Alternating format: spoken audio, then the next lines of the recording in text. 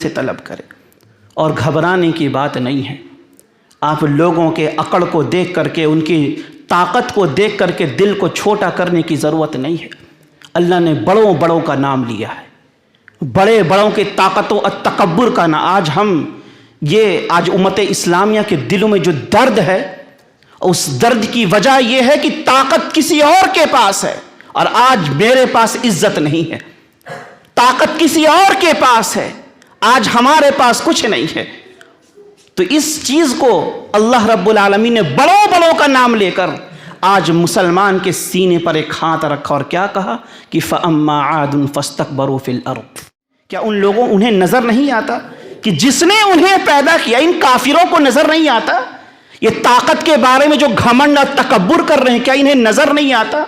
یہ جو اللہ کے باغی ہیں، یہ دشمن ہیں، انکار کرنے والے ہیں، یہ جو مسلمانوں کو ذلیل و حقیر سمجھ رہے ہیں، انہیں بے عزت کر رہے ہیں، انہیں دو کوڑی کا سمجھ رہے ہیں، وہ طاقت کے بلبوتے پر ان کا اعلان کر رہے ہیں، کیا انہیں نظر نہیں آتا کہ جس ذات نے انہیں پیدا کیا هو اشد منہم قوہ، یہ ان سے زیادہ طاقتور ہے۔ آج جو قوم یہ اعلان کر رہی کہ میں طاقتور ہوں، اللہ نے یہ اعلان کیا تھا قوم عاد کے لیے، اور آج ہی میں اعلان کرتا ہوں آپ لوگوں کے لیے۔ دیتے تھے جب پریشانی آتی تو آپ یہ آواز دیتے، اے بلال قم یا بلال، اے بلال اٹھو اور نماز کے ذریعے سے مجھے سکون دو۔ آج گنبد کے گرنے پر تمہیں تکلیف ہے، آج گنبد کے گر جانے پر مجھے بھی تکلیف ہے، لیکن کیا تم نے بدلا ہے اپنے آپ کو؟ کیا ہم نے بدلا ہے اپنے آپ کو؟ گنبد کے گرنے پر تو ہمیں تکلیف ہو رہی ہے، لیکن کیا ہم لوگوں نے اپنے آپ کو بدل لیا اس معاملے میں؟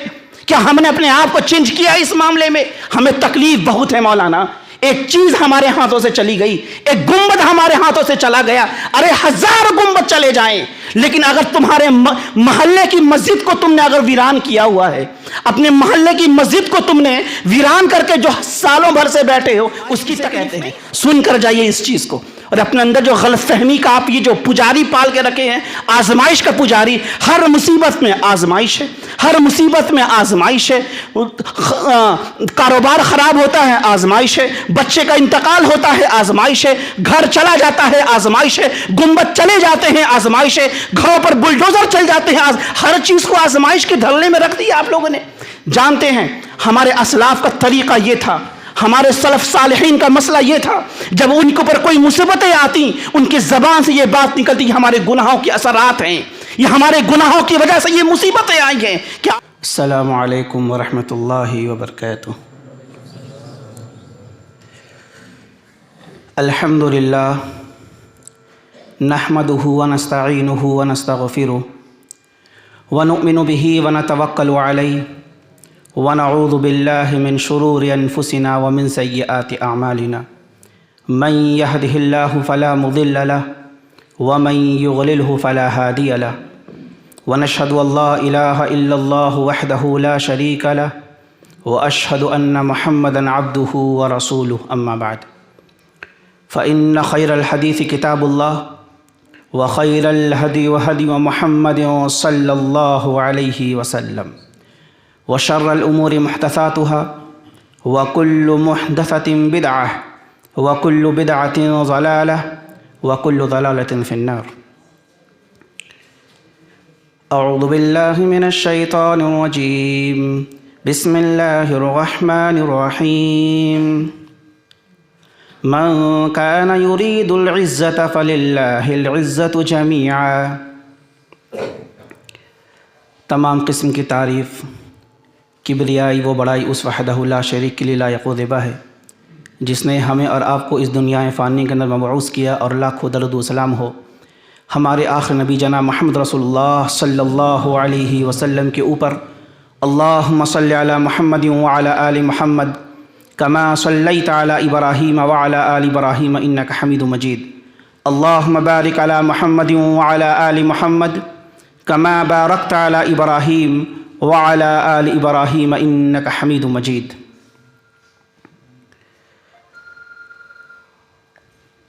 حضرات، آج 31 جنوری دھنی پور کی اس مسجد میں پروگرام رکھا گیا ہے، الحمدللہ، اور ان جیسی پروگرام کا مقصد صرف یہی رہتا ہے کہ آپ لوگوں کو دین کی تعلیم دی جائے، ٹوٹے ہوئے دلوں کو جوڑا جائے اور بکھرے ہوئے ایمان کو مضبوط کیا جائے۔ امت اسلامیہ کے لیے سب سے خطرناک بیماری جو ہے وہ نفسیاتی ہار اور ضعف ہمت ہے، یعنی ہمت کی کمزوری۔ یہ دلوں میں انحطاط اور پسماندگی پیدا کر دیتی ہے، اور آج یہ امت اسلامیہ نفسیاتی ہار کے مرحلے سے گزر رہی ہے، اور آج اس بات کی ضرورت ہے کہ اس کے افراد کے دلوں میں عزت کا معنی اور مفہوم پیدا کیا جائے۔ آج جو ہو رہا ہے، ہم اور آپ کی جو عزتوں سے کھلواڑ کیا جا رہا ہے، ہم کو بالائے طاق رکھا جا رہا ہے۔ ہم یہ سمجھیں کہ آخر اصل عزت ہے کیا، عزت کا مفہوم کیا ہے، اور آپ لوگوں کے سوچ و فکر کو صیقل کیا جائے اور اس عزت کے ساتھ ان کے ذکر کو بلند کیا جائے، اور پھر اس کے بلبوتے پر انہیں بلندی و سرداری اور اونچائیوں سے روشناس کرایا جائے۔ سب سے پہلی بات یہ سمجھ لی جائے کہ عزت دو طرح کی ہوتی ہے، ایک ہے عارضی عزت اور ایک ہوتی ہے دائمی عزت۔ عارضی عزت وہ ہے جو چند سالوں کے لیے رہتی ہے پھر چلی جاتی ہے، عارضی عزت وہ ہے جو چند مہینوں کے لیے رہتی ہے پھر چلی جاتی ہے، عارضی عزت وہ ہے جو چند ہفتوں میں رہتی ہے پھر چلی جاتی ہے، عارضی عزت وہ ہے جو چند دنوں کے لیے آتی ہے پھر چلی جاتی ہے۔ اور دائمی عزت کیا ہے؟ دائمی عزت وہ ہے جو آپ کی موت کے بعد بھی آپ کی لوگ عزت کرے، وہ ہے دائمی عزت۔ اس دنیا میں جب آپ زندہ تھے تو آپ کی تو عزت کی ہی گئی، اس دنیا سے چلے گئے تب بھی آپ کی اس دنیا میں لوگ عزت سے نام لے رہے ہیں۔ اور دائمی عزت وہ بھی ہے کہ صرف اس دنیا میں نہیں بلکہ اللہ کے ہاں بھی آپ کی عزت و مرتبہ ہو، یہ ہے دائمی عزت، صرف دنیا کے اندر محدود نہ ہو۔ اس دنیا کے جانے کے بعد لوگوں کے دلوں میں اور اللہ کے پاس جانے کے بعد اللہ کے نظر میں جو عزت باقی رہے وہ ہے دائمی، ہمیشہ باقی رہنے والی عزت۔ آج ہم لوگوں نے عزت کو ایک بٹوارا کر دیا ہے اور عزت کے لیے کچھ چیزیں ہم نے اٹھا لیا ہے۔ دولت مندوں نے پیسے کو عزت سمجھ لیا، قوت والوں نے، طاقتور والوں نے طاقت کو عزت کی وجہ بنا لیا، منصب اور کرسی والوں نے، جنہیں کرسی دی گئی اب بڑے منصب پر اور عہدے دیے گئے، انہوں نے عہدے کو عزت سمجھ لیا، اور جسے علم دیا گیا اس علم سے غلط فائدہ اٹھا کر، اس علم پر تکبر کر کر اس نے اس کو عزت کی وجہ بنا لیا، لیکن سب ذلیل ہوئے۔ دولت آج ہے تو عزت ہے، کل چھین لی جائے گی، کوئی آپ کو پوچھنے نہیں آئے گا، یہ دنیا دیکھ رہی ہے۔ آنکھوں کے سامنے ہزاروں ایسے لوگ ہیں جنہیں آج کوئی پوچھتا نہیں ہے، کل کو پوچھے جاتے تھے کہ ان کے پاس دولت تھی۔ آج طاقت ہے تو عزت ہے، کوئی ایسی بیماری لگ گئی کہ ہم بستر کے شکار ہو گئے اور آج آپ کی طاقت کا کوئی چرچے نہیں۔ ہزاروں ایسے لوگ ہیں کہ طاقت کے بنا پر انہیں بڑے بڑے ایوارڈ دیے گئے، لیکن آج وہ مفلوج ہیں، آج وہ بیماریوں کی زد میں ہے، ان کو کوئی پوچھنے والا نہیں۔ آج جنہیں کرسی دی گئی انہیں وہ طاقت اس کرسی کے بنا پر انہیں وہ عزت دی گئی، کرسی چھینی عزت بھی چھن گئی، عزت بھی ختم ہو گئی۔ حقیقی عزت کیا ہے؟ من کان یرید العزت فللہ العزت جمیعا، یہ ہے عزت۔ عزت کے معنی اور مفہوم کو سمجھیے۔ اللہ رب العالمین کہہ رہے من کان یرید العزت، جسے عزت حاصل کرنا ہو، جو چاہتا ہو وہ عزت حاصل کرے، اللہ نے کہا کہ فللہ العزت جمیعا، عزت تو تمام کی تمام، ساری کے ساری اللہ کے لیے ہے، جتنی بھی عزتیں ہیں سب اللہ کے لیے۔ اس آیت سے کیا معلوم چلا؟ اس آیت سے یہ بات سمجھ میں آ رہی کہ جو انسان کو عزت چاہیے وہ کس سے طلب کرے؟ لوگوں سے، نہیں، اللہ سے طلب کرے۔ کسی انسان کو کوئی منصب چاہیے تو کس سے طلب کرے؟ لوگوں سے، دنیا سے، کس چیز سے؟ اللہ رب العالمین سے طلب کرے۔ اور گھبرانے کی بات نہیں ہے۔ آپ لوگوں کے عقل کو دیکھ کر کے، ان کی طاقت کو دیکھ کر کے دل کو چھوٹا کرنے کی ضرورت نہیں ہے۔ اللہ نے بڑوں بڑوں کا نام لیا ہے، بڑے بڑوں کے طاقت و تکبر کا نام۔ آج امت اسلامیہ کے دلوں میں جو درد ہے، اس درد کی وجہ یہ ہے کہ طاقت کسی اور کے پاس ہے، اور آج میرے پاس عزت نہیں ہے۔ طاقت کسی اور کے پاس ہے، آج ہمارے پاس کچھ نہیں ہے۔ تو اس چیز کو اللہ رب العالمین نے بڑوں بڑوں کا نام لے کر آج مسلمان کے سینے پر ایک ہاتھ رکھا اور کیا کہا کہ فَأَمَّا عَادٌ فَاسْتَكْبَرُوا فِي الْأَرْضِ۔ قوم عاد کے بارے میں اللہ رب العالمین نے کہا کہ فَأَمَّا عَادٌ فَاسْتَكْبَرُوا فِي الْأَرْضِ بِغَيْرِ الْحَقِّ وَقَالُوا مَنْ أَشَدُّ مِنَّا قُوَّةً۔ اللہ اکبر۔ تکلیف نہیں کرنا۔ آج تمہارے پاس عزت نہیں، آج کوئی اور عزت کا مالک ہے، آج تمہیں ذلیل کیا جا رہا ہے نا۔ اللہ ہی اس قرآن کی اس آیت کو یاد رکھنا۔ کہا کہ جب قوم عاد نے ناحق زمین میں سرکشی کی، آج لوگ ہیں کر رہے ہیں نا ناحق، قرآن زمین کے اندر ناحق سرکشی کر رہے ہیں۔ قوم عاد نے بھی کی تھی، اور آج بھی ایک قوم ہے جو زمین کے اندر ناحق سرکشی کر رہی ہے۔ اللہ نے کہا کہ فَأَمَّا عَادٌ فَاسْتَكْبَرُوا فِي الْأَرْضِ بِغَيْرِ الْحَقِّ۔ یہ قوم عاد زمین میں ناحق سرکشی کی۔ وَقَالُوا، اور کیا کہتی تھی وہ قوم؟ من اشد منا قوة۔ ارے ہم سے زیادہ زوراور کون ہے بھائی؟ ہم سے زیادہ طاقتور کون ہے؟ یہ کون کہتا تھا؟ یہ قوم عاد کہتی تھی۔ آج بھی ایک قوم ہے نا، کہتی ہے کہ بھائی ہم سے زیادہ طاقتور کون ہے؟ آپ کم ہو، ہم زیادہ ہیں۔ آپ کی تعداد کم ہے، میری تعداد زیادہ ہے۔ من اشد منا قوة، یہ اعلان کر رہی ہے کہ نہیں کر رہی ہے کہ ہم سے زیادہ طاقتور کون ہے؟ اور آج مسلمان اس کی یلغار سے اپنے آپ کو لرز رہا ہے، وہ کانپ رہا ہے۔ کیوں؟ کیونکہ اس کا اعلان ہے کہ ہم سے زیادہ طاقتور کوئی نہیں۔ قوم عاد نے بھی یہ اعلان کیا۔ اللہ رب العالمین نے کیا جواب دیا؟ اللہ نے کہا کہ اولم یروا ان اللہ الذی خلقہم هو اشد منہم قوة۔ اللہ اکبر۔ اللہ نے یہ جواب دیا اس قوم کو جو اتراتی تھی طاقت کے بلبوتے۔ طاقت ہے تو عزت ہے، طاقت ہے تو میرے لیے سب کچھ ہے۔ تو اللہ رب العالمین نے کہا اولم یروا ان اللہ الذی خلقہم، کیا انہیں نظر نہیں آتا کہ جس نے انہیں پیدا کیا؟ ان کافروں کو نظر نہیں آتا؟ یہ طاقت کے بارے میں جو گھمنڈ اور تکبر کر رہے ہیں، کیا انہیں نظر نہیں آتا؟ یہ جو اللہ کے باغی ہیں، یہ دشمن ہیں، انکار کرنے والے ہیں، یہ جو مسلمانوں کو ذلیل و حقیر سمجھ رہے ہیں، انہیں بے عزت کر رہے ہیں، انہیں دو کوڑی کا سمجھ رہے ہیں، وہ طاقت کے بلبوتے پر ان کا اعلان کر رہے ہیں، کیا انہیں نظر نہیں آتا کہ جس ذات نے انہیں پیدا کیا ہوا اشد منہم قوة، یہ ان سے زیادہ طاقتور ہے؟ آج جو قوم یہ اعلان کر رہی کہ میں طاقتور ہوں، اللہ نے یہ اعلان کیا تھا قوم عاد کے لیے، اور آج ہی میں اعلان کرتا ہوں آپ لوگوں کے لیے۔ یہ آیت آپ کے دلوں پر یہ مرہم رکھے گی۔ جو چیز جانے کا غم آج ہمارے سینوں میں ہے، اس سے گھبرانا نہیں ہے۔ اعلان کرتی ہے کرنے دو، یہ مکمل اور یقین ہو کہ اللہ طاقتور ہے۔ ہوا اشد منہم قوة، اس آیت کو اپنے سینوں میں جگہ دینا۔ اعلان کرنے والے آئیں گے، اپنے آپ کو بڑا کہنے والے بھی آئیں گے، دولت مند بھی آئیں گے، متکبر بھی آئیں گے، فاسق بھی آئیں گے، منافق بھی آئیں گے، حکمران بھی آئیں گے، تمام لوگ آ کے تمہیں ڈرانے کی کوشش کریں گے، لیکن ہوا اشد منہم قوة، یاد رکھنا۔ وہ اعلان کرتے ہیں طاقت کا، عزت کا، نسب کا، منصب کا۔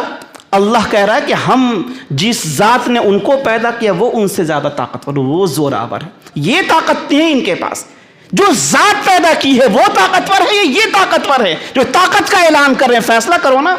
اللہ رب العالمین قوم عاد کو دیکھ لیجیے، اس کو ہستی سے اکھاڑ پھینکا۔ کس بنیاد پر تکبر کر رہے تھے اپنی طاقت پر، اترا رہے تھے اپنی طاقت پر۔ ذرا میری طاقت کو دیکھو۔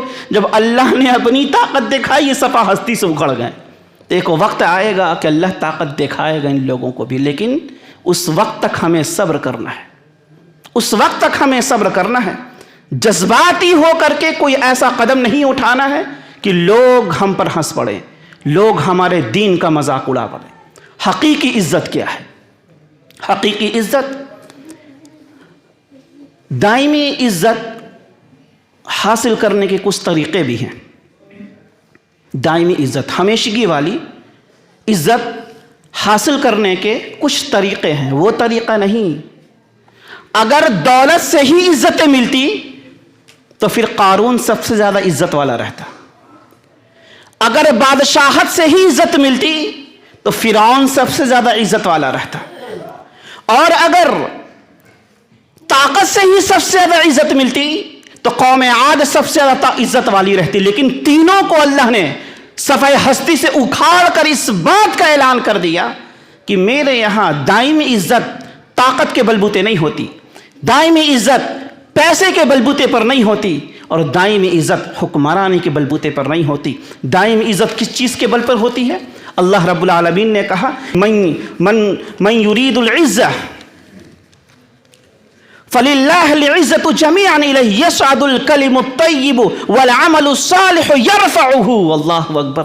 جو عزت حاصل کرنا چاہے تو اللہ نے کہا کہ وہی چیز جو ابھی پہلے بیان کی گئی وہی بات، بس کچھ اضافے کے ساتھ اس آیت کو اور اضافے کے ساتھ میں بیان کر رہا ہوں کہ جو شخص عزت حاصل کرنا چاہے وہ سمجھ لے، اس بات کا علم حاصل کر لے کہ عزت ساری کے ساری اللہ رب العالمین کے لیے ہے، اور صاف ستھرے کلمات اسی کے طرف اٹھتے ہیں۔ والعمل الصالح یرفعہ، اور نیک عمل ان کو بلند کرتے ہیں۔ علامہ ابن کثیر رحمہ اللہ علیہ اس آیت کی تفسیر میں کہتے ہیں کہ انسان کو حقیقی اور دائمی ہمیشہ دی جانے والی عزت کیا ہے؟ اس آیت کے پس منظر میں وہ تفسیر کرتے ہوئے لکھتے ہیں کہ کسی انسان کو ہمیشگی والی عزت چاہیے، اس کو چاہیے کہ وہ اللہ اس کی رسول کی اطاعت کرے۔ اللہ اور رسول کی اطاعت سے ہمیشگی والی اس کی عزت ملے گی، وقتی طور پر نہیں، ہمیشگی والی عزت ملے گی۔ کس چیز سے؟ کس چیز سے؟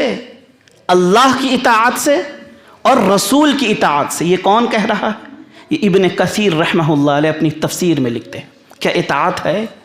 آج جس عزت کے ہم بھوکے ہیں اور ہم غیروں پر طنز کستے ہیں، غیروں سے ہم مدد مانگتے ہیں اور غیروں سے ہم عزت طلب کرتے ہیں، وہ عزت کہاں ہے؟ اطاعت میں ہے۔ کس کی اطاعت میں؟ کس چیز کی اطاعت میں؟ اللہ نے جو قرآن میں بات کہی اسے مانو گے تو عزت ملے گی، اور رسول اللہ نے جو فرمان میں جو بات کہی اسے مانو گے تو عزت ملے گی۔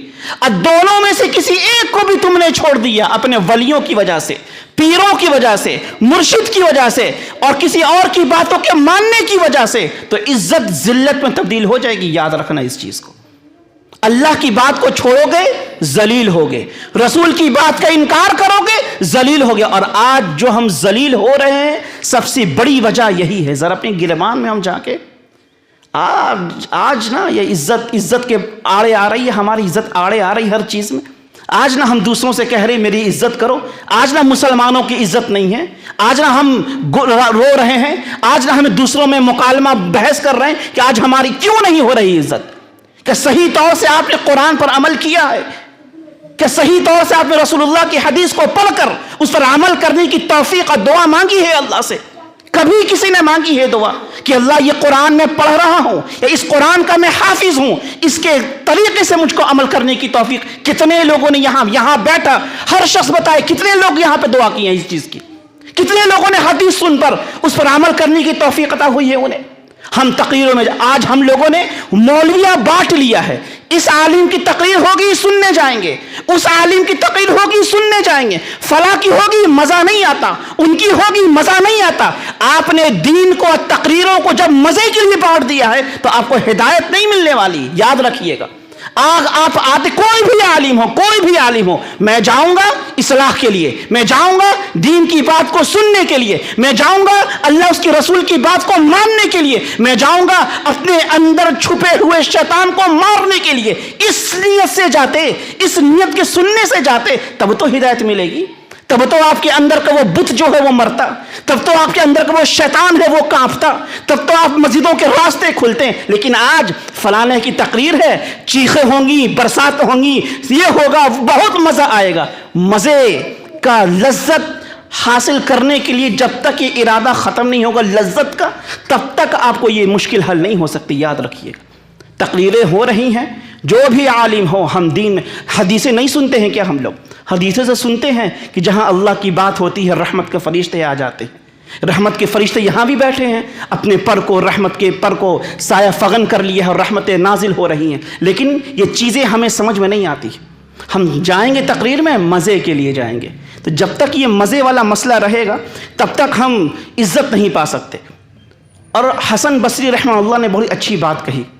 حسن بصری رحمہ اللہ کہتے ہیں کہ جو گنہگار ہیں ان کے نیچے اگر ترکی گھوڑے آواز نکالے اور یہ گنہگار اگر کھچروں پر سوار ہو کر آ جائے، اگر ان گنہگاروں کی عزت پورے علاقے، پورا شہر کرنے لگے، تب بھی یہ ان کے چہرے پر گناہوں کی ذلت برستی رہے گی. کیوں؟ کیونکہ اللہ کا وعدہ ہے کہ ہم گنہگاروں کو ذلیل کریں گے. ہم گنہگاروں کو ذلیل کریں گے. کتنے لوگ ہیں یہاں نیک ہیں؟ آج جو اس مسجد میں تعداد ہے، کیا یہ مغرب میں تھی؟ اگر ہم نیک ہونے کا وعدہ کرتے ہیں تو، اگر ہم یہ دعویٰ کرتے ہیں کہ مولوی صاحب ہم بہت نیک ہیں، تو کیا یہ تعداد مسجد میں نماز کے وقت کہاں جاتی ہے؟ ان تعدادوں سے میں پوچھتا ہوں کہ اگر آپ عزت والے ہیں تو اللہ کی دربار میں جھکنے کی توفیق کیوں نہیں ملتی؟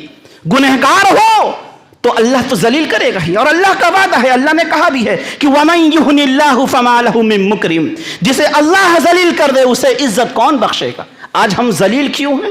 ہم نے سجدوں کو ٹھوکر مارا ہے. آج ہم ذلیل کون ہیں، کیوں ہیں؟ ہم نے نمازوں کی اہمیت نہیں کی. ہم نے نمازوں کو ہم نے کوئی وقت نہیں سمجھا. ہم نے نمازوں کو کوئی اہمیت ہی نہیں دی. آج جب مرضی کرے گا ہم نماز پڑھیں گے مولانا، جب مرضی نہیں کرے گی ہم نہیں پڑھیں گے. کام زیادہ عزیز ہے نماز کے آگے، دنیا زیادہ عزیز ہے نماز کے آگے، بیوی کی محبت زیادہ عزیز ہے نماز کے آگے، بیٹوں کی محبت زیادہ عزیز ہے نماز کے آگے. یہ تجارت جو ختم ہونے والی ہے یہ زیادہ عزیز ہے نماز کے آگے. یہ مکان جو منہدم ہونے والے ہیں یہ زیادہ عزیز ہے آج نماز کے آگے. یہ پیسے جو ختم ہو جائیں گے یہ زیادہ عزیز ہے آج نماز کے آگے. یہ قبریں بلا رہی ہیں لیکن نماز سے کوئی فرق نہیں پڑتا. یہ ذلت تو ہم نے خود چنا ہے. اس قوم نے ذلت کو خود چن لی ہے اپنے لیے. وَلِلَّهِ الْعِزَّةُ وَلِرَسُولِهِ وَلِلْمُؤْمِنِينَ. عزت کس کے لیے؟ کس کے لیے ہے عزت؟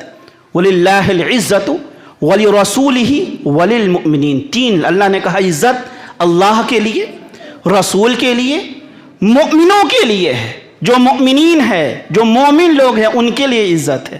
آپ کہیں گے مولانا ہم بھی تو مومن ہیں. آپ کہیں گے نا مولانا ہم بھی تو مومن ہیں.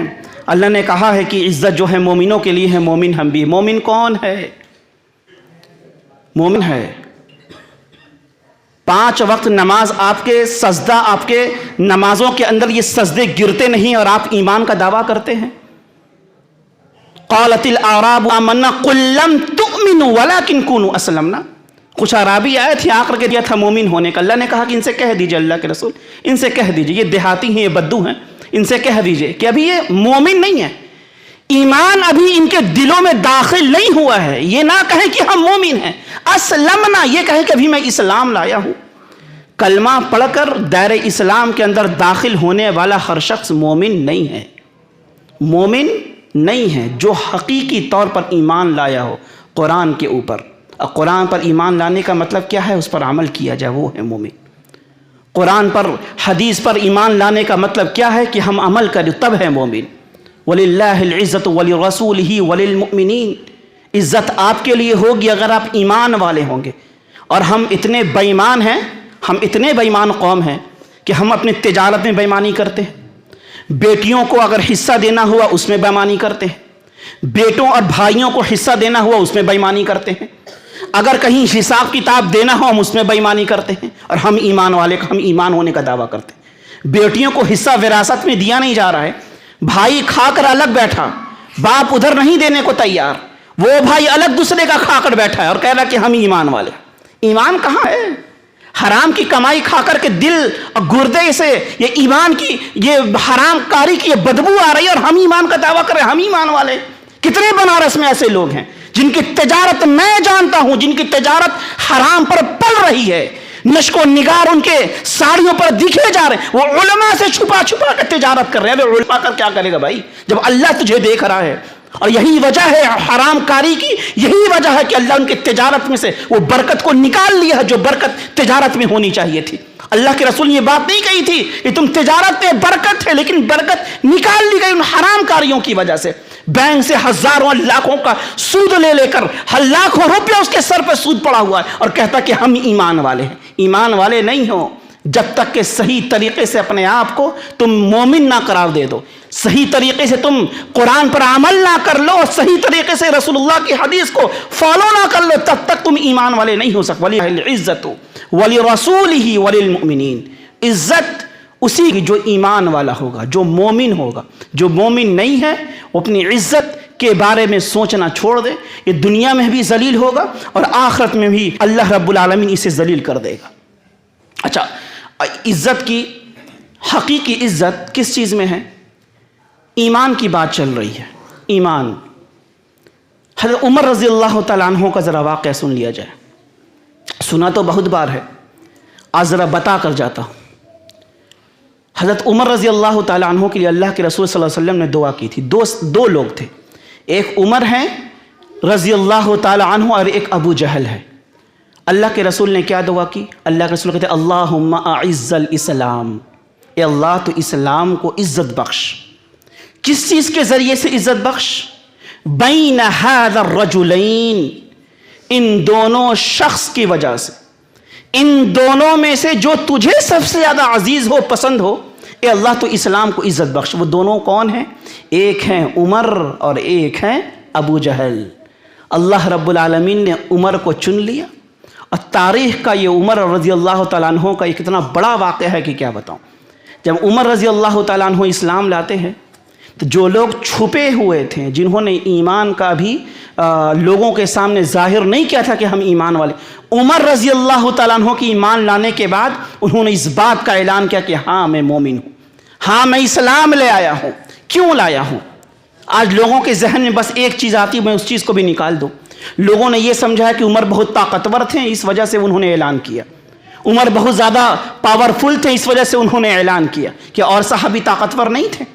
عمر رضی اللہ تعالیٰ عنہ کے اندر ایک چیز کامن تھی جس کی وجہ سے انہوں نے ایمان کا اتنا بڑا لوگوں میں کھل کر کے انہوں نے یہ اعلان کیا تھا کہ ہاں میں مومن ہوں، ہاں میں ایمان والا ہوں۔ یہ عمر نے اعلان کیا تھا، وہ قوت بدن کی وجہ سے نہیں، جسمانی قوت طاقت کے بلبوتے پہ نہیں، بلکہ ایمانی قوت کے بلبوتے، ایمانی قوت کی وجہ سے انہوں نے یہ اعلان کیا تھا کہ ہاں میں ایمان والا ہوں۔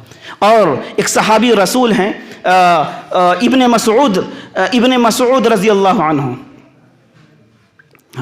ابن مسعود رضی اللہ عنہ کہتے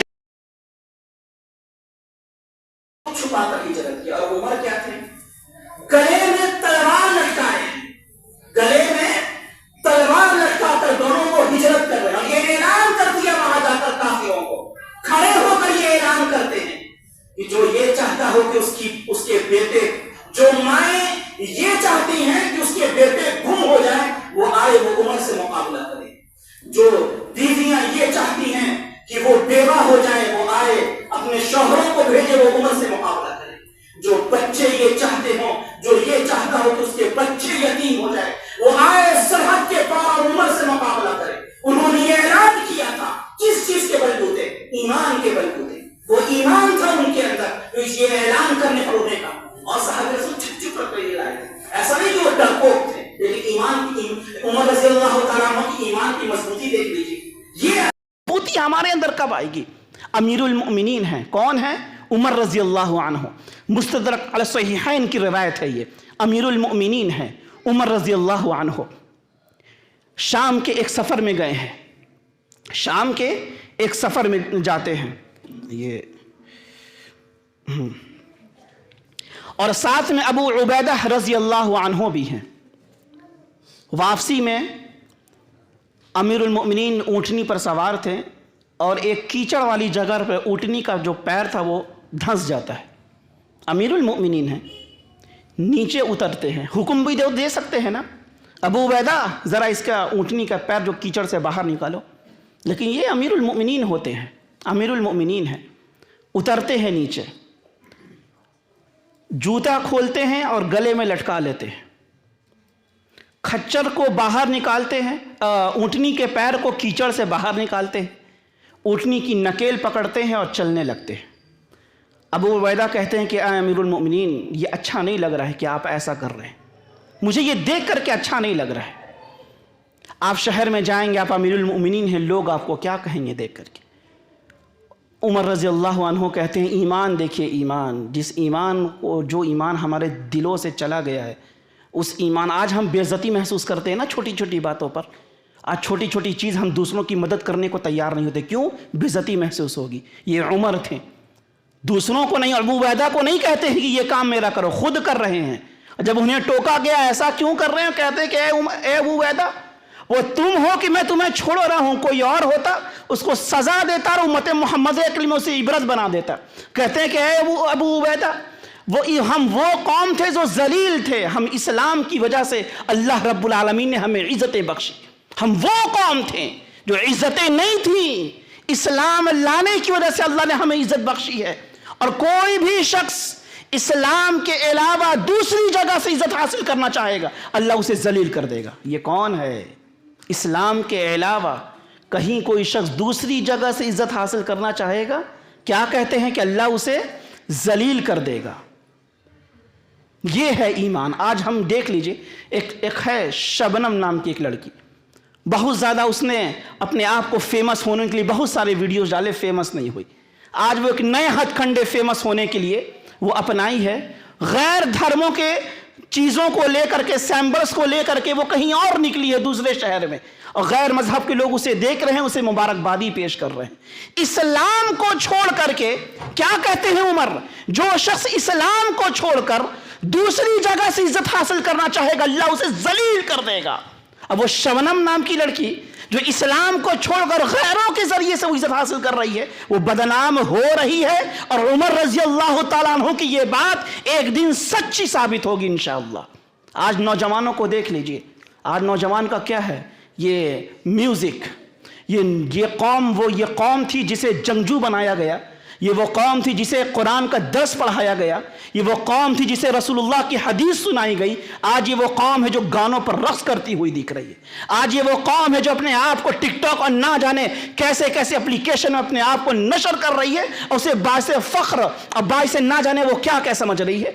इस्लाम के अलावा कहीं और से इज्जत हासिल करना चाहेंगे, उमर रजी अल्लाह तआला अन्हु की बात को याद रखिएगा, अल्लाह आपको जलील करके छोड़ेगा। और एक दो मिसाल नहीं है, लाखों ऐसी मिसालें मौजूद हैं। तो और आगे चलते हैं। ये वो सहाबा हैं, ये बात भी समझ लें, ये वो सहाबा हैं कि जिन्हें अल्लाह रब्बुल आलमीन ने इज्जत का वो मकाम, उस ऐसे मकाम पर, इज्जत के बड़े बड़े मकाम पर ये फाइज थे। उनके ईमान ने उन्हें वो इज्जत नफ्स अता फरमाई कि ये दुनिया के सामने मामूली चीज़ बनकर रह गए थे। बड़े बड़े मुतकब्बिर बादशाह के सामने भी ये हिचकिचाते नहीं थे। अपने आप बड़े बड़े मुतकब्बिर बादशाह भी जर्रे की भी कीमत नहीं थी इन सहाबा के आगे। क्यों? अपने ईमान को इन्होंने इतना मजबूत किया था, अपने ईमान को इन्होंने इतना बुलंद किया था कि अल्लाह रब्बुल आलमीन ने इन्हें इज़्ज़तें बख्शी थी, अल्लाह रब्बुल आलमीन ने इन्हें ईमान की दौलत से नवाजा था। ये होती है इज़्ज़त। लेकिन आज हम लोगों ने इज़्ज़त ही को ख़त्म, तहस नहस कर दिया। और इज़्ज़त हासिल करने के एक और तरीक़े हैं, तीसरे तरीक़े। वो क्या है? वो है दूसरों को माफ़ कर देना, दूसरों को माफ़ कर देना। दिन ब दिन मामलात एक दूसरे से ख़राब होते जा रहे हैं, दिन ब दिन एक दूसरे से मामलात बिगड़ते जा रहे हैं। देखिए, मामलात बिगड़ते हैं, वहाँ दो चीज़ें मद्देनज़र रखी जाएगी। ठीक है, एक चीज़ कि आप उन्हें माफ़ कर दें, और दूसरी चीज़ जो बहुत अहम है, अगर आपके रिश्तेदार हैं, करीबी हैं, ताल्लुक़ तो तोड़ नहीं सकते आप, लेकिन कोई दोस्त है जिसकी वजह से आपकी इज्जत को बहुत ज़्यादा ठेस पहुंची, और ख़तरा है कि इसके साथ रहा तो आगे भी इज्जत बर्बाद होती रहेगी, तो वहाँ एक पहलू को अपनाएं, उसे माफ़ कर दें, लेकिन उससे सलाम कलाम तक रखे, उससे दूरी बना ले। यह है इज्जत को बचाने का तरीक़ा। और अल्लाह रब्बुल आलमीन ने इसी माफ़ी का जिक्र किया है कुरान में, वल काज़िमीनल गैज़ वल आफ़ीना अनिन नास वल्लाहु युहिब्बुल मुहसिनीन, کہ جو لوگ غصے کے وقت غصے کو پی جاتے ہیں اور دوسروں کو معاف کر دیتے ہیں، اللہ رب العالمین ایسے لوگوں سے محبت کرتا ہے۔ انسان اپنے باپ سے محبت کیوں کرتا ہے؟ انسان اپنی باپ کی عزت کیوں کرتا ہے؟ اس کو محبت کی وجہ سے۔ ایک انسان اپنے ماں سے محبت کیوں کرتا ہے؟ عزت کیوں کرتا ہے؟ محبت کی بنا پر۔ ایک انسان اپنی بیوی سے کی عزت کیوں کرتا ہے؟ محبت کے بنا پر۔ ایک انسان اپنے دوست سے محبت عزت کیوں کرتا ہے؟ محبت کے بنا پر۔ ایک انسان اپنی پڑوسی کی عزت کیوں کرتا ہے؟ محبت کے بنا پر۔ اگر ان تمام تعلقات کے بیچ میں سے محبت نکال دی جائے تو شوہر بیوی کے درمیان طلاقیں ہو جائیں گی۔ اگر محبت نکال دی جائے تو دو بھائیوں کے درمیان دیواریں کھڑی ہو جائیں گی۔ اگر محبت نکال دیا جائے تو دوستی کا رشتہ ختم ہو جائے گا۔ اگر محبت نکال دی جائے تو وہ بیٹا بھی اپنے باپ کو گھر سے نکالنے پر مجبور ہو جاتا ہے۔ تمام چیزوں کا یہ جو رشتہ ہے وہ محبت ہے۔ اگر آپ اپنے باپ سے عزت کر رہے ہیں محبت کی بنیاد پر، آپ محبت کریں گے تو عزت دیں گے۔ آپ مجھ سے محبت کریں گے تو ہم میری عزت کریں گے۔ آپ فلاں شخص سے محبت کریں گے تو عزت دیں گے۔ تو یہاں پر اللہ یہ اعلان کر رہا ہے کہ وَالْكَاظِمِينَ الْغَيْظَ وَالْعَافِينَ عَنِ النَّاسِ وَاللَّهُ يُحِبُّ الْمُحْسِنِينَ۔ محبت کا وعدہ ہے ایسے شخص کے لیے، اور اللہ محبت کرے گا تو عزت دے گا ہی۔ جس طرح سے آپ دوسروں کو عزت دیتے ہیں محبت کے بنا پر، آپ اپنے بیویوں کو محبت دیتے ہیں، عزت دیتے ہیں محبت کے بنا پر، اللہ رب العالمین اگر آپ سے محبت کرے گا تو آپ کو بھی عزت دے گا۔ یہ جو تعلقات جو بگڑے ہوئے ہیں معاشرے کے اندر، اگر 100 لوگوں کو بیٹھایا جائے اور 100 لوگوں سے پوچھا جائے معاملات کے بارے میں، تو میں بہت کم کر بولوں کہ 70 آدمی ایسے نکلیں گے جن کے معاملات بگڑے ہوئے ہیں۔ 30 آدمی ہیں، میں بہت کم ریشیو بتا رہا ہوں، 30 آدمی ایسے نکلیں گے جن کے معاملات صحیح ہیں دوسروں سے۔ 30 آدمی جو کہ بہت کم ریشیو ہے۔ ممکن ہے کہ وہ 95 نکل جائیں اور 5 ایسے نکلے جن کے معاملات دوسروں سے درست ہیں، ممکن ہے یہ بھی۔ لیکن یہ کیوں؟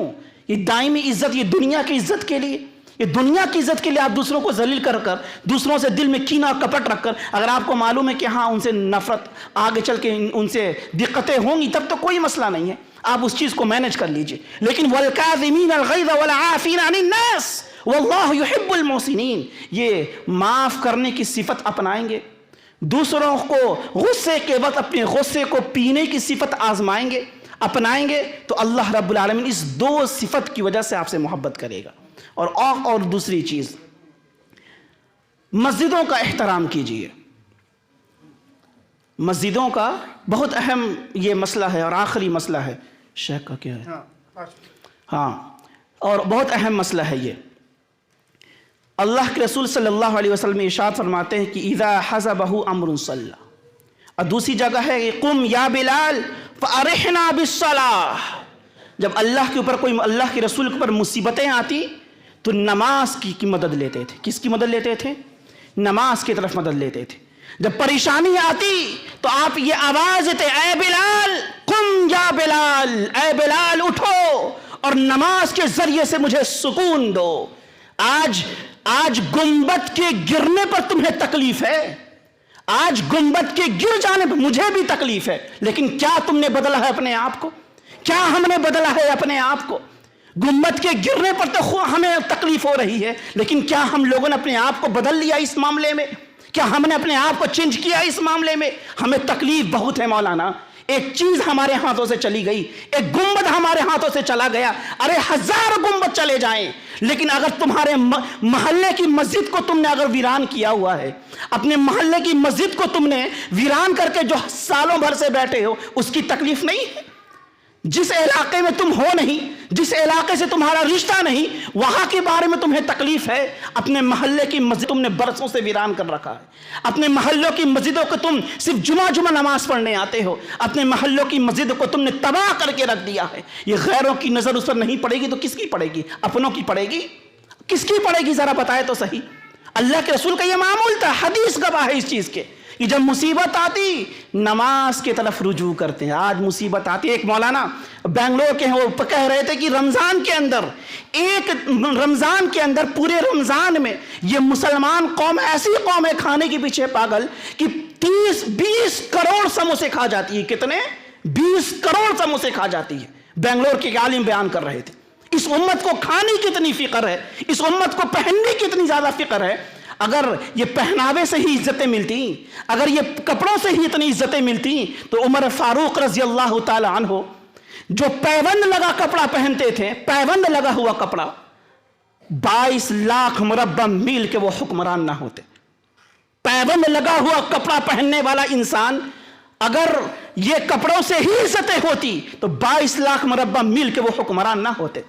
یہ پتہ یہ چلتا ہے یہ کپڑے کچھ نہیں ہیں اللہ کی نظر میں، یہ ایمان کی مضبوطی ہونی چاہیے۔ یہ کپڑے کچھ نہیں ہیں اللہ رب العالمین کی نظر میں۔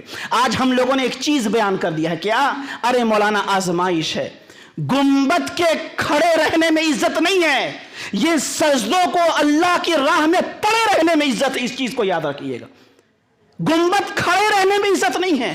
5 وقت یہ پیشانی اگر اللہ کے دربار میں پڑی ہے تو آپ کی عزت ہے۔ اللہ کے رسول اگر گنبد سے ہی عزتیں ہوتی تو اللہ کے رسول کے دور میں لاکھوں مسجدیں ہوتی، ہزاروں مسجدیں ہوتی، لیکن جو مسجدیں ہم لوگوں نے ویران کر دیا ہے اس کے بارے میں کون حساب دے گا؟ جن مسجدوں کو ہم نے توڑ دیا ہے اپنے دلوں سے، اس مسجد کے بارے میں کون دے گا حساب دے گا؟ جن مسجدوں کے حی علی الصلاۃ کی صداؤں کو ہم نے ٹھوکر مار دیا ہے اس کا حساب کون دے گا؟ جن اللہ اکبر کی شہادت کو، گواہی کو ہم لوگوں نے نظر انداز کر دیا ہے اس کے بارے میں کس وکیل کو ہم لائیں گے؟ ذرا بتائیں تو صحیح، کون سا وکیل لائیں گے؟ اور ایک چیز، ایک فارمولہ سارے لوگوں کے ذہن میں کہ مولانا پریشانی، آزمائش، آزمائش کسے کہتے ہیں؟ سن کر جائیے اس چیز کو، اور اپنے اندر جو غلط فہمی کا آپ یہ جو پجاری پال کے رکھے ہیں، آزمائش کا پجاری، ہر مصیبت میں آزمائش ہے، ہر مصیبت میں آزمائش ہے، کاروبار خراب ہوتا ہے آزمائش ہے، بچے کا انتقال ہوتا ہے آزمائش ہے، گھر چلا جاتا ہے آزمائش ہے، گنبد چلے جاتے ہیں آزمائش ہے، گھروں پر بلڈوزر چل جاتے ہیں، ہر چیز کو آزمائش کے دھرنے میں رکھ دیا آپ لوگوں نے۔ جانتے ہیں ہمارے اسلاف کا طریقہ یہ تھا، ہمارے سلف صالحین کا مسئلہ یہ تھا، جب ان کے اوپر کوئی مصیبتیں آتی ان کی زبان سے یہ بات نکلتی کہ ہمارے گناہوں کے اثرات ہیں، یہ ہمارے گناہوں کی وجہ سے یہ مصیبتیں آئی ہیں۔ کیا آپ ان سے بھی زیادہ نیک ہو گئے ہیں؟ اللہ کے رسول کے دور میں اللہ کے رسول موجود، صحابہ موجود، علی موجود، عمر موجود، ابو بکر موجود، رضی اللہ تعالی عنہم اجمعین کی لمبی جماعت موجود ہے۔ اللہ کے رسول کے اوپر مصیبتیں آتی ہیں، اللہ نے کہا اللہ کے رسول صبر کریے۔ صحابہ کے اوپر مصیبتیں آتی ہیں، اللہ کے رسول نے صبر کی تلقین کی۔ ابو بکر کے اوپر مصیبتیں آتی ہیں، صبر کی تلقین کی گئی۔ علی کے اوپر مصیبتیں آتی ہیں، صبر کی تلقین کی۔ فاطمہ الزہرا ہیں، نبی کی بیٹی ہیں، راتوں کے اندر کمبل نہیں ہے اوڑھنے کو، ایک پتلی چادر ہے، صبر کر رہی ہیں، صبر کی موجود ہیں، پھونک رہی ہیں، چہرے جل کر کے چھید ہو گئے ہیں چہرے کے اندر ہیں فاطمہ تو، لیکن صبر کی تلقین کی گئی۔ وہیں پر کفار بھی موجود، وہیں پر مشرکین بھی موجود۔ اللہ نے کہا کہ ہم اسے دردناک عذاب دیں گے۔ اللہ رب العالمین رسول اللہ کے لیے صبر کی بات، صحابہ کے لیے صبر کی بات، وہیں پر کفار موجود ہیں ان کے لیے عذاب کی بات۔ پتہ کیا چلا اس معاملے سے؟ پتہ یہ چلا کہ صبر کے آزمائش اور عذاب میں فرق بس اتنا ہے، آزمائش اور عذاب میں فرق بس اتنا ہے کہ آزمائش جو ہے وہ اچھے لوگوں پر آتی ہے، آزمائش جو نیک لوگوں پر آتی ہے، متقیوں پر آتی ہے، پرہیزگاروں پر آتی ہے، نیک لوگوں پر آتی ہے، وہ جن کا تعلق قرآن سے ہو، جن کا تعلق رب کے فرمان سے ہو، جن کا تعلق مسجد سے ہو، جن کا تعلق حی علی الصلاۃ کی صداؤں سے ہو۔ ان کے اوپر مصیبتیں آئیں گی تو ہم کہہ سکتے ہیں یہ آزمائش ہے۔ جو بدکار ہو، جو خطاکار ہو، جو زناکار ہو، جو اللہ کا باغی ہو، جو اللہ کا منکر ہو، جس نے قدم قدم پر اللہ کے رسول کا انکار کیا، جو حی علی الصلاۃ کی صداؤں کو ٹھوکریں مار رہا ہوں، ان کے اوپر مصیبتیں آئیں گی، ہم یہ کہیں گے آزمائش ہے۔ ان کے اوپر جو مصیبتیں آئیں گی ہم کہیں گے یہ گناہ ہے، یہ عذاب ہے اللہ کا جو تمہارے کرتوتوں کے بدلے میں تمہیں دی گئی ہیں۔ یہ جو گنبد ہمارے ہاتھوں سے گیا، جو آج یہ چیزیں ہماری ہاتھوں سے جا رہی ہیں، یہ ہمارے کرتوتوں کا بدلہ ہے۔ اللہ رب العالمین سے دعا ہے کہ اللہ رب العالمین ہم کو اور آپ کو کہنے سننے سے زیادہ عمل کی توفیق عطا فرمائیں۔ اور جو آج کی جو بھی تقریر کی گئی اس میں عزت کی بات کی گئی، مسئلہ بس یہی ہے کہ حقیقی عزت چاہتے ہو، دائمی عزت چاہتے ہو، ابن کثیر رحمہ اللہ کی اس بات کو یاد رکھنا کہ دائمی عزت اسی شخص کے لیے ہے جو اللہ اس کی رسول کی اطاعت فرمائے، جو اللہ اس کی رسول کی اطاعت کرے گا مکمل طور سے، دنیا میں بھی عزت اور آخرت میں بھی عزت. اس دنیا میں مر کر چلا جائے گا, ہڈیاں گل جائیں گی, لیکن لوگ اس کے عزت کے افسانے لکھے جائیں گے, عزت کی باتیں کی جائیں گی. جس نے اللہ اس کے رسول کی اطاعت کی اور جس نے اطاعت نہیں کی, زندگی میں بھی وہ بے عزت ہوگا اور مرنے کے بعد بھی اس کے اوپر لعنتیں برسیں گی. اللہ رب العالمین ہم کو اور آپ کو کہنے سننے سے زیادہ عمل کی توفیق عطا فرمائے. وآخر دعوانا ان الحمد للہ رب العالمین.